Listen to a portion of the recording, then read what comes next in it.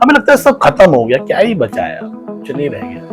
रुको तो सही, फ्यूचर प्रोस्पेक्टिव के लिए बचो तो सही, अपना इंटरप्रिटेशन सही रखो तो सही। अभी पता नहीं है ना तुम्हें तुम्हारे लिए क्या रखा है, कि गम की अंधेरी रात में मन को ना बेकरार कर, गम की अंधेरी रात में मन को ना बेकरार कर, नई सुबह जरूर आएगी तो सुबह का इंतजार।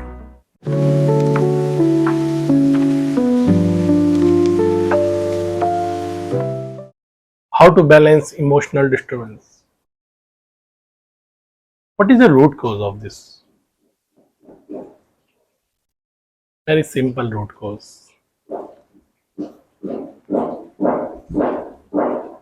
जो हम चाहते हैं हमारे अकॉर्डिंग ना होना, दैट्स इट। लेकिन कई लोगों के ऊपर असर नहीं होता है, उनके अकॉर्डिंग ना हो, वो बहुत जबरदस्त परफॉर्म करते हैं। उनकी वो हाइट लाइफ में कभी नहीं आती अगर वो स्ट्रगल उनकी लाइफ में ना आती। कई लोग बिल्कुल टूट के बिखर जाते हैं, क्योंकि तराजू को बैलेंस करने के लिए यदि एक साइड वेट है तो दूसरी साइड भी वेट डाल के उसे बराबर करना पड़ेगा। लेकिन हमें इमोशनल लेवल पे ये सब कभी सिखाया नहीं जाता। लाइफ ने एक तरफ वेट गिरा जो हमारे अकॉर्डिंग नहीं हुआ तो हमारे पास कुछ नहीं बचता, बिल्कुल एम्प्टी अंदर से। और वो प्रेशर कंटिन्यू इतनी नेगेटिविटी बढ़ा देता है कि हम अंदर से टूट जाते हैं।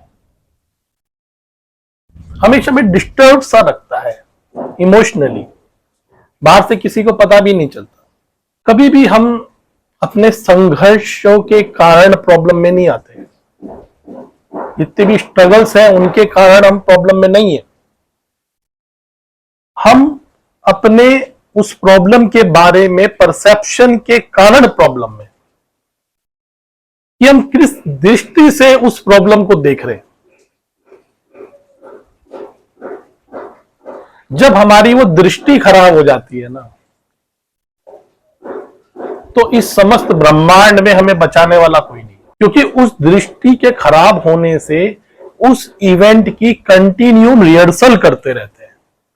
कंटिन्यू रिहर्सल, मेंटल लेवल पे कंटिन्यू उसके प्रोजेक्शन चलता रहता है, और हर प्रोजेक्शन से नेगेटिव इमोशन, फिर नेगेटिव डिस्टर्बेंसेस। एक केस स्टडी है मेरे पास, उससे आप समझ पाएंगे इस पूरी पिक्चर को। एक लड़की मेरे पास आई और बोली कि मेरे फादर ने आज तक मुझे कभी नहीं समझा,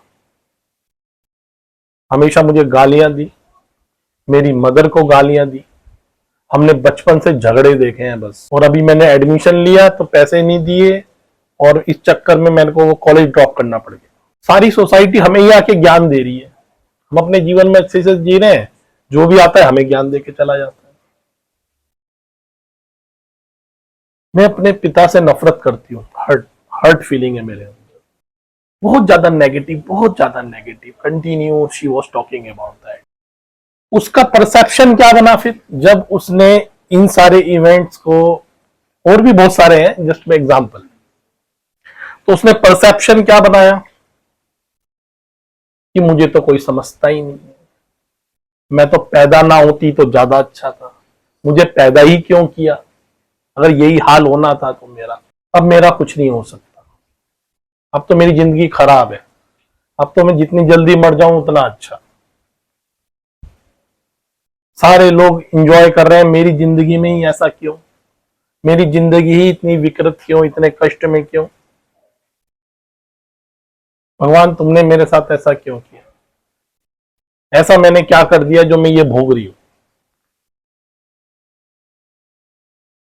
अब उसका इन इवेंट से ये परसेप्शन बन गया। जब ये परसेप्शन बन गया तो कंटिन्यू उसके मन में मैं ही क्यों, मैं तो बहुत असहाय हो गई हूं, मेरा कुछ नहीं हो सकता, मेरा कुछ नहीं हो सकता, I am finished, I am finished, ये परसेप्शन बन चुका है। फिर मैंने उससे पूछा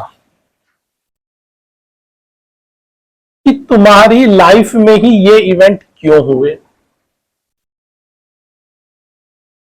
तुम्हारी लाइफ में ये इवेंट क्यों हुए। और suddenly change, I was shocked that time. वो बोली सर अगर अब मुझे कोई कहना वापस जाके इन्हें मिटा दो, अनडन कर दो, तो मैं कभी ना करूं। मैंने कहा ये क्या बात हुई, अभी तो तुम इतना परेशान थी। उसने कहा सर मैंने भी लैपटॉप खरीदा अपने पैसों से, क्योंकि फादर तो मेरे नहीं देते। मैंने एक एक पैनी जोड़ के लैपटॉप खरीदा, बड़ा स्ट्रगल करके। सर मैं जितना एजुकेशन है अब वो तो खर्चा नहीं है, मैं सब अपने आप से मैनेज करूंगी। सर इन सब इवेंट में मैं इतनी स्ट्रांग हो गई हूं जो इन इवेंट के हुए बिना मैं हो नहीं सकती थी।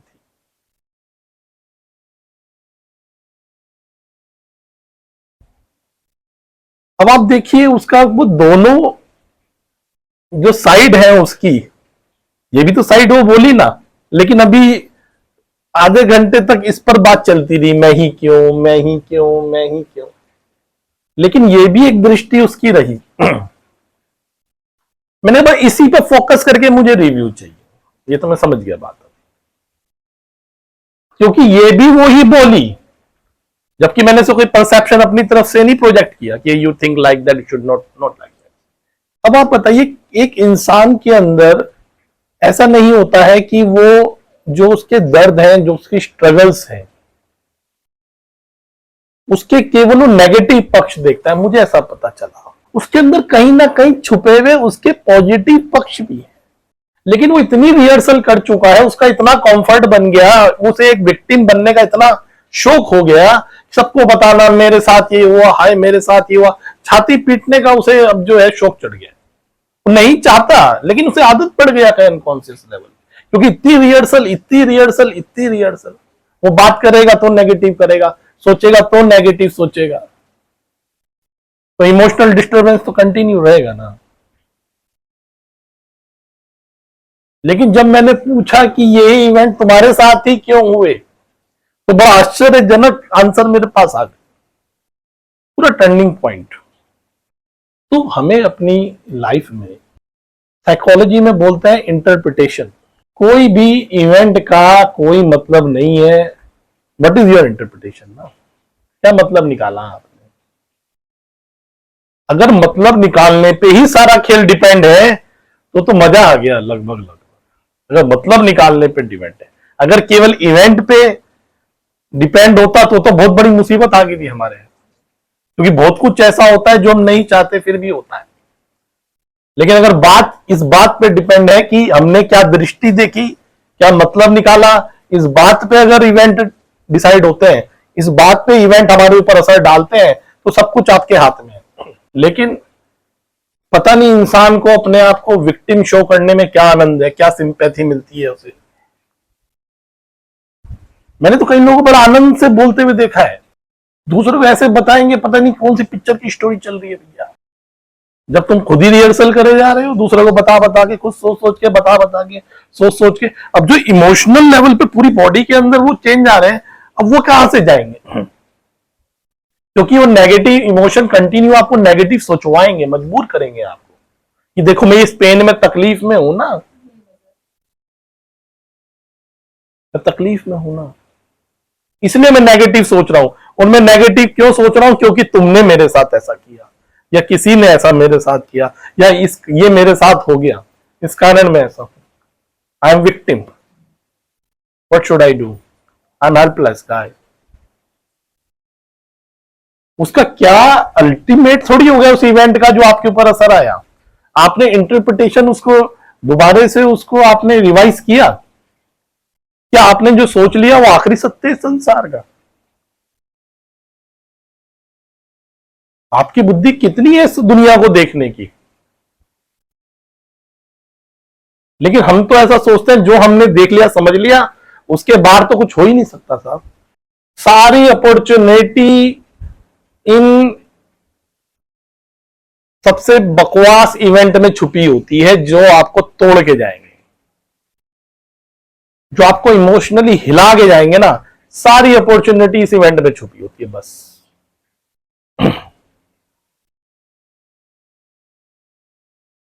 कुछ बहुत बड़ी बात होती है, किसी के साथ वो इवेंट गुजरे, ये हर एक के साथ गुजर भी नहीं सकते। इवेंट गुजरना आसान बात नहीं है। आप मैं ही क्यों कर रहे हो, ये गुजरने के पीछे का सीक्रेट पता है आपको? अभी आप उन पावर्स को नहीं जानते हो जो इस यूनिवर्स में काम कर रही हैं। जानते कहां उस यूनिवर्स को आप? मिल्की वे जो गैलेक्सी है, ऐसे trillions of Galaxy, trillions of Galaxy, और ऐसे ट्रिलियंस ऑफ यूनिवर्स है। उसमें आप कितना छोटा पार्ट हो, यू कैन नॉट इमेजिन। कल्पना से बाहर है छोटे पने की बात।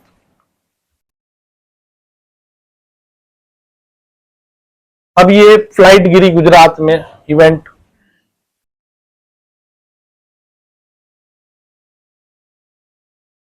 दो 265 लोग मर गए। उस इवेंट का टाइमिंग क्या था? सेकंडों का खेल था, वो खत्म शिव। वो पावर्स ऐसे खत्म करती हैं और ऐसे बनाती हैं। उनका गेम प्लान समझने का है। तुम अपने कौन से गेम प्लान चला रहे हो यहां? तुम्हारे गेम प्लान है क्या? वो पावर, वो तो कुछ भी नहीं है। वो तो उसका तो हल्का सा इशारा, और तुम ये बचाते बचाते घूम रहे हो ना अपने को। ये तुमने नहीं बचा रखा है यार अपने को, लिटरली। तुम जो बचाए बचाए बचाए, इधर ना हो जाए कुछ, इधर ना हो जाए कुछ, ये ना हो जाए, तुम ऐसे बच्चे बच्चे घूम रहे हो क्या? और इसलिए तुम बचे भी हो, तुम्हें लगता है। That is a foolishness. उसमें एक आर्ट तो सीखने का, या इंटरप्रिटेशन, क्योंकि ये चीज तुम्हारे हाथ में है। जब तक जिंदा हो, इसीलिए जिंदा हो, तुम्हारे पास हर सोर्सेस, हर इवेंट अपॉर्चुनिटी है, बस दैट्स इट, और कुछ नहीं है। वो तुम्हें बर्बाद करने बिल्कुल नहीं आया, क्योंकि बर्बाद करने जब वो आएगा, जो वो इवेंट बताए ना, ऐसे बर्बाद होता है आदमी। तुम अपने इवेंटों को बर्बादी मान रहे हो क्या? Still we are sitting over there. अपने इवेंट को बर्बादियां मानते हो तुम। You must be thankful and you feel gratitude. How dare to complain? Why me? Why me? How dare to complain?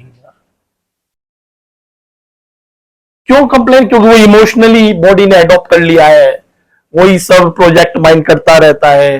तुम उस ट्रैप में हो,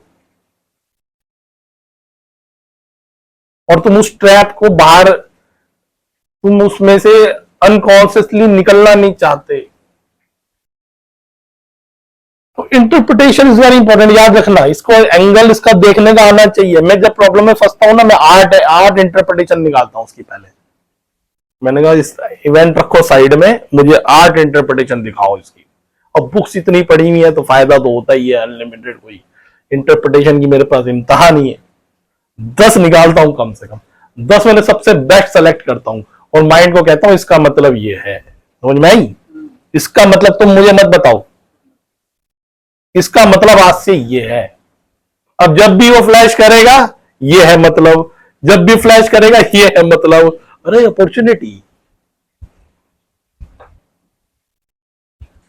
क्योंकि कहते हैं किसी भी बर्बादी में, बर्बाद होने के लिए आपका शामिल होना बहुत जरूरी है भैया।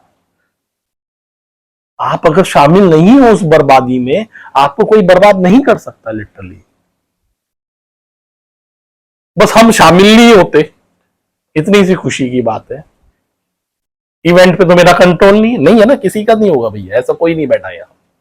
इवेंट पे कंट्रोल किसका है? भगवान का नहीं होता। अब राम देखो या कृष्ण देखो या बुद्ध देखो, इवेंट पे कंट्रोल की बात तो नहीं कर सकते अपन लोग। जब पत्ते बांटे जाते हैं ना, वो इवेंट, कई बार सबसे खराब पत्ते आ जाते हैं। भैया मजबूरी है कि वापस नहीं ले सकते, कि नहीं सबसे खराब आगे दोबारा बांट दो ना, तो बट चुके हैं। और रोज रोज बढ़ते हैं ये, सुबह उठ के सुबह बढ़ जाते हैं ये। आज क्या कथा कहानियां होंगी पता नहीं है अपने। और अगर आपका ये एक परसेप्शन बन गया, एटीट्यूड बन गया, सबसे खराब पत्तों से जीतना है भाई साहब। आज अच्छों से तो कोई भी जीत जाए, बेवकूफ जीत जाए। आपको पता है हार निश्चित है, लेकिन आपको पता है जीत तो मेरी होनी है। या तो मैं युद्ध में आऊंगा नहीं, अगर आ गया तो ऐसा कोई वॉर नहीं है जिसमें मैं हार जाऊं।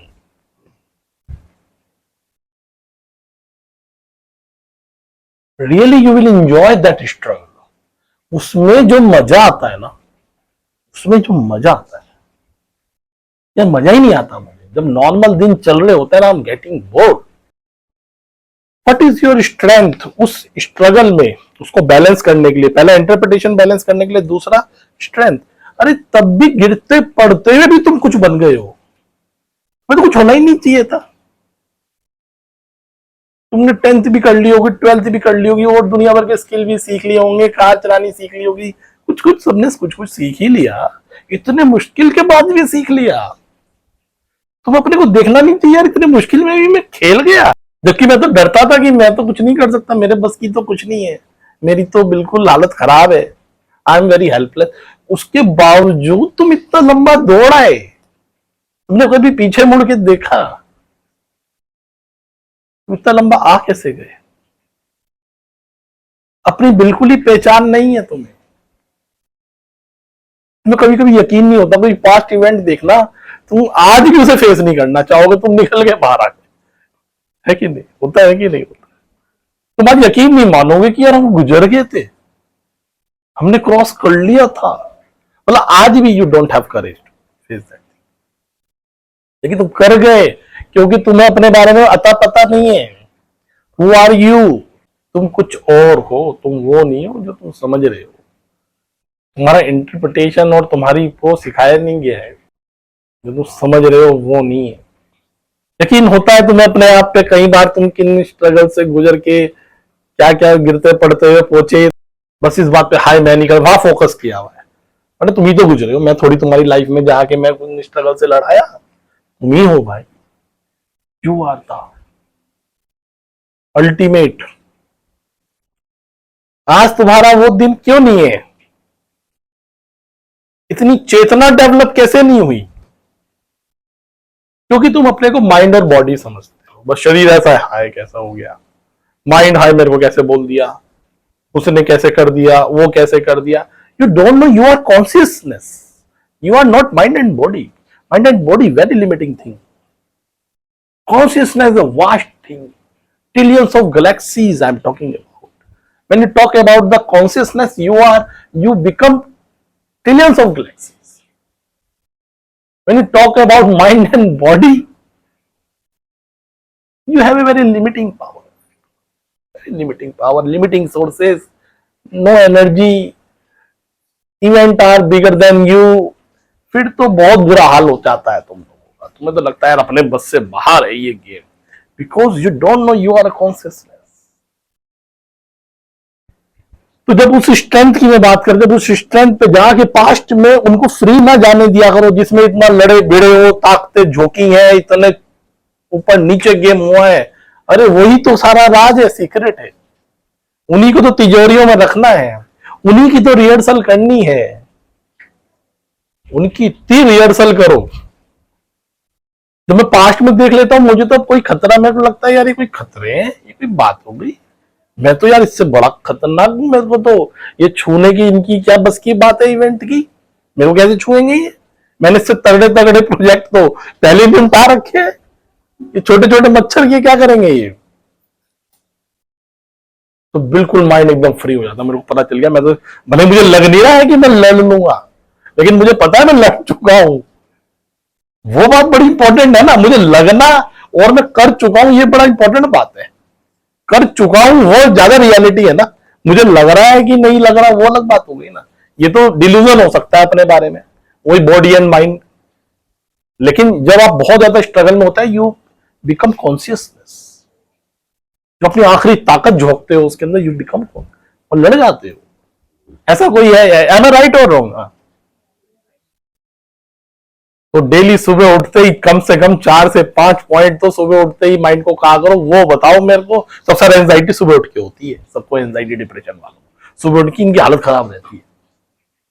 सुबह उठते ही माइंड को कहो वो बताओ जो किया है आज तक, ये फालतू बातें तो मैं देख लूंगी, जो होगा नहीं होगा, सोर्सेज हैं कि नहीं, मेरे बस की है कि नहीं है, वो बात की बात जो अभी तक वो तो मैंने निपटा, वो तो गेम ओवर हो गए ना, तुम उसकी बात बताओ। बंदा तो वही खड़ा है ना यार। अगर तुम जिंदा हो तो मान के चलो ऐसे किसी इवेंट की हैसियत नहीं है जो तुम्हारी कॉन्शियसनेस से बड़ा हो जाए। एम आई राइट हो? तुम्हारे दम में था कुछ तो ऐसा होता है ना कि वो हल्का सा कट लगा और तुम बच गए, तो तुम नहीं थे। इसलिए गीता में कृष्ण अर्जुन को कहते हैं तू वह करता है जो तू चाहता है, होता वही है जो मैं चाहता हूं। तो वही कर जो मैं चाहता हूं, फिर वही होगा जो तू चाहता है। इतना रिच, इतना रिच चीज आपके पास है, कैन नॉट बिलीव। मतलब आपकी अगर ऐसी कंडीशनिंग आ जाए कि struggle means so my goodness, ये तो मजा आ गया, कोई बेइज्जती करके चला गया, मजा आ गया, हाथ पैर टूट गए, मजा आ गया, ये हो गया, कभी सीखा है हमने? हाय हमारे साथ क्यों हो गया, why me why me why me why me.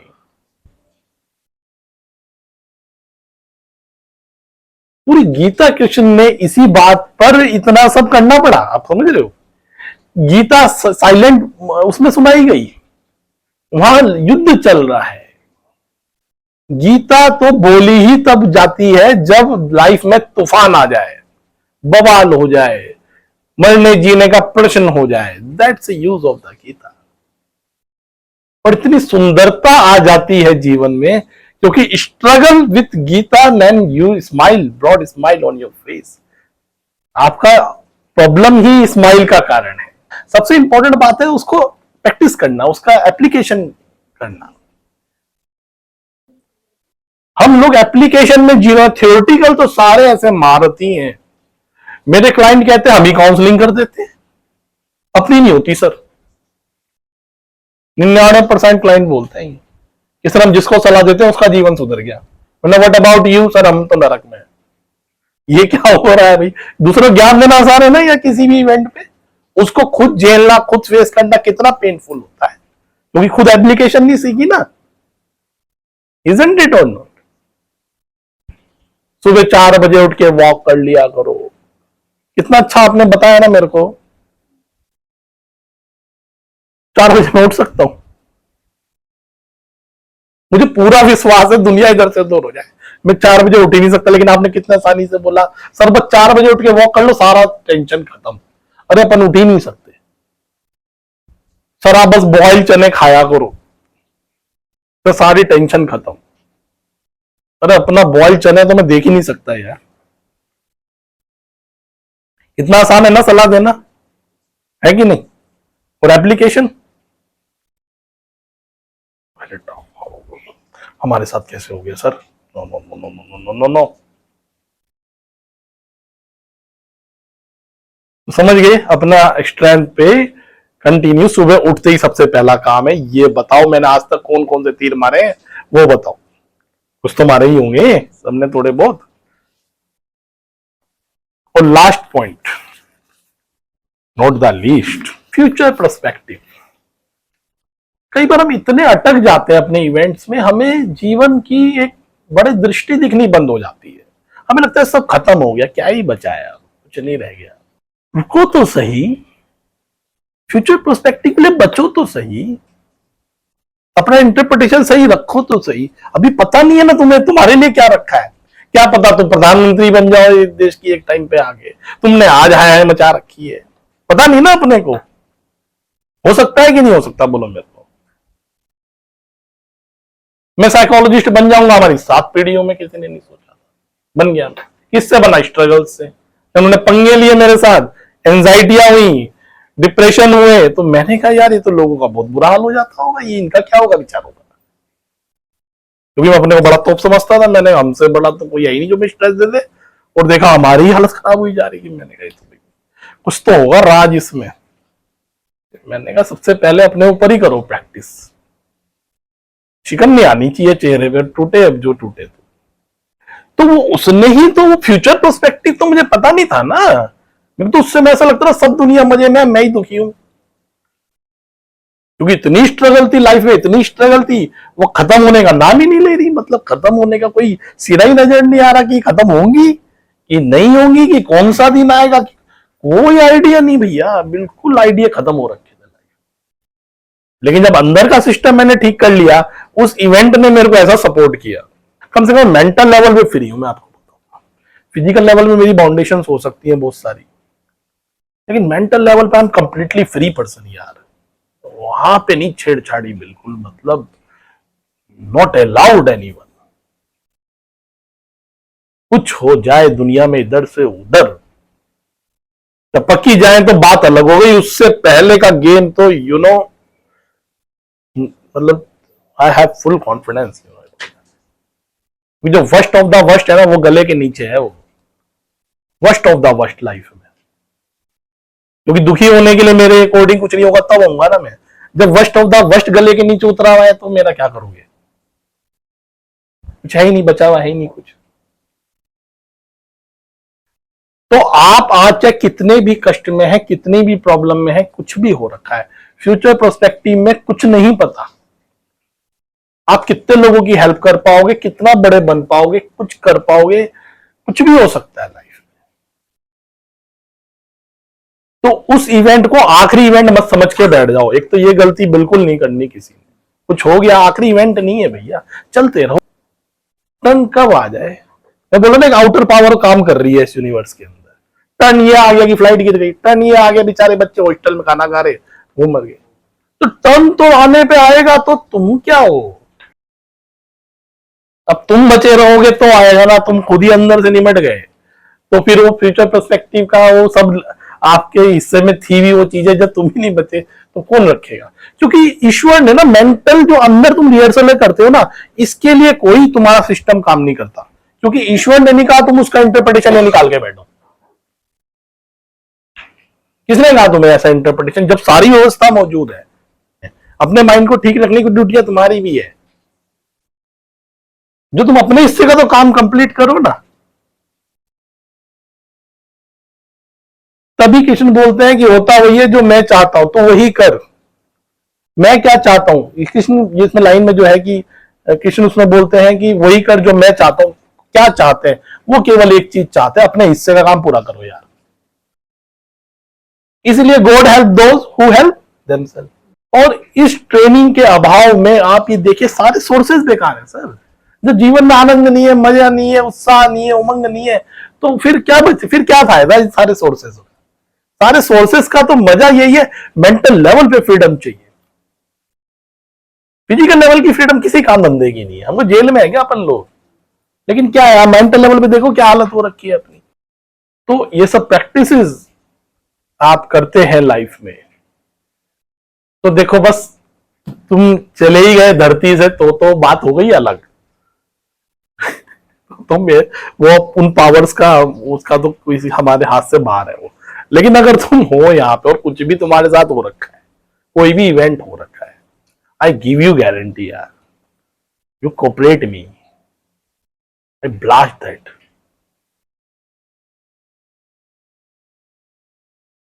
I'll change your interpretation. You cooperate. That will help you. तो सब प्रयास करेंगे। क्या प्रयास करेंगे? हर स्ट्रगल को एक अपॉर्चुनिटी समझ, ये इंटरप्रिटेशन निकालनी है स्ट्रगल की। और कैसे ये इंटरप्रिटेशन निकलेगी? जो ये इवेंट मेरी लाइफ में हुआ, मेरे साथ ही क्यों हुआ, इसका आंसर देना है बस वहां पे। और लगभग मैं बता रहा हूं, मेरे क्लाइंट पॉजिटिव आंसर देते हैं, मैं कमाल शौक रह जाता हूं। तब नेगेटिव नहीं बोलते, तब तो बिल्कुल कॉन्शियसनेस जागृत हो जाती है, जागृत हो जाती है। बोलता है कि सर इस कारण, सर इस कारण ही तो हम स्ट्रॉन्ग बने, इस कारण ही तो ये बने। अरे यही अपने को चाहिए था, बस उसे पकड़ के फिर फायर करो और स्वयं भी जो प्रयास कर सकते हो। और तीसरा, अपने पास्ट के जितने भी तुमने धूम धड़ाके किए हैं, खूब स्ट्रगल्स किए हैं, खूब तबाहियां मचाई है, खूब बाहर निकल के आए हो, या आज तो यकीन नहीं हो रहा ना तुम ही हो भैया, तुम ही थे। याद रख, सुबह दो तीन इवेंट याद दिलाया करो, हम ही है। उसके मुकाबले जो तुम्हें आज का इवेंट दिखेगा छोटा दिखेगा, यार इससे तगड़ा तो लड़ा है। लास्ट शायरी के साथ खत्म करेंगे कि गम की अंधेरी रात में मन को ना बेकरार कर, गम की अंधेरी रात में मन को ना बेकरार कर, नई सुबह जरूर आएगी तो सुबह का इंतजार कर। Very thankful to all.